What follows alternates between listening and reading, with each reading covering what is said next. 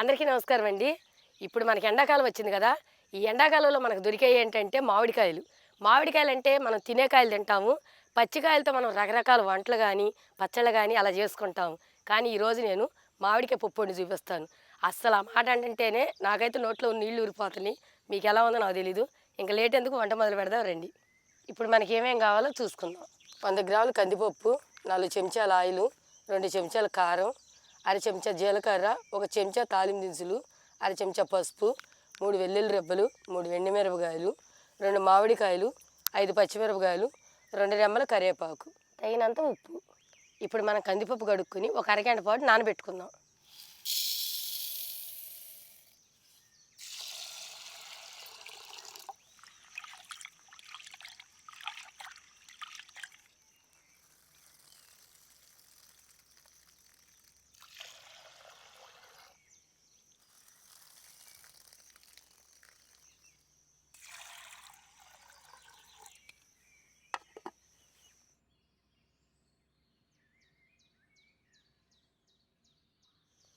పప్పు నానిపోయిందండి. అర చెంచా పసుపు వేసుకుని, ఓ చెంచా ఆయిల్ వేసుకుని సగానికి పైగా ఉడికించుకుందాం.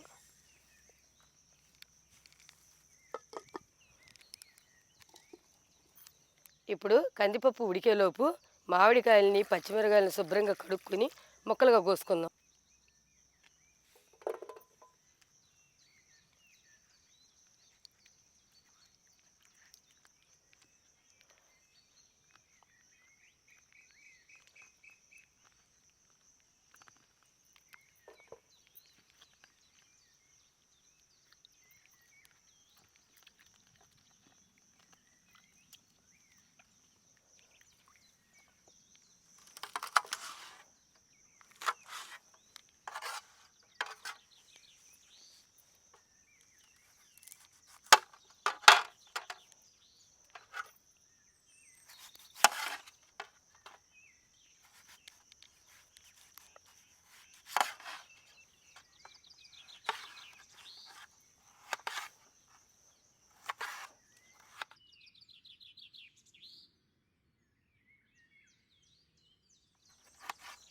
మామిడికాయ ముక్కలు పెద్దగానే కోసుకోవాలి.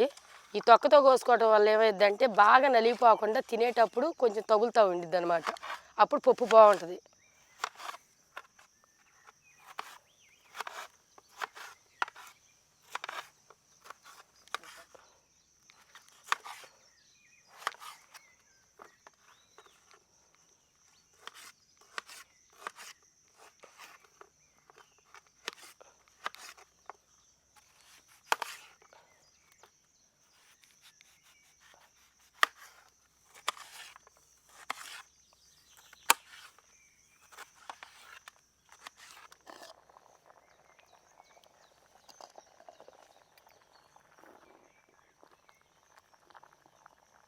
పప్పు ఈ విధంగా ఉడకాలండి.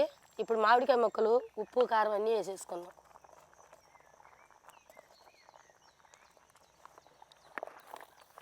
ఈ పప్పుకి టెంకి బాగుంటుందండి. టెంకి మాత్రం బారేమాకండి.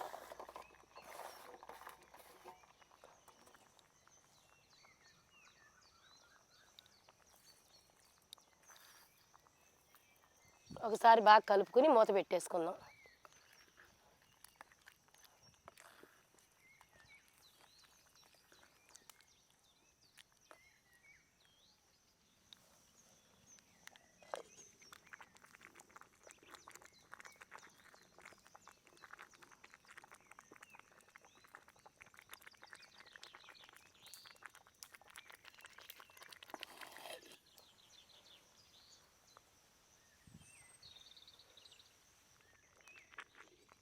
పప్పు అయితే ఉడికిపోయిందండి. ఇప్పుడు తాలింపు వేసేసుకుందాం.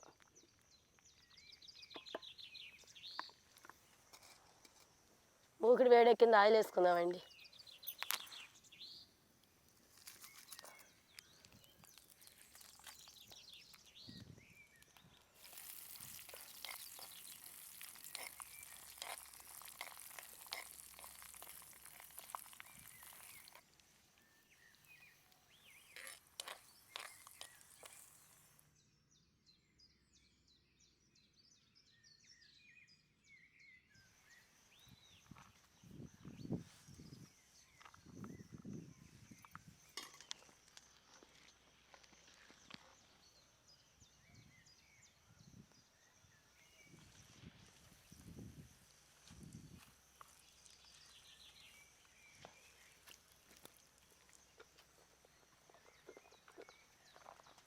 సూపర్గా ఉందండి పప్పు అయితే మాత్రం. కారం కారంగా పుల్ల పుల్లగా అది ఎంత బాగుందో. ఇప్పుడు మిరపకాయ పెట్టుకొని తిందాం.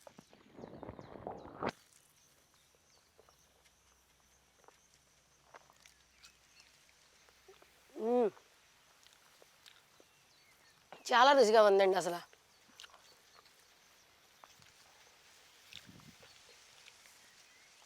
ఇంకో ముద్ద పెట్టుకుని టెంకి.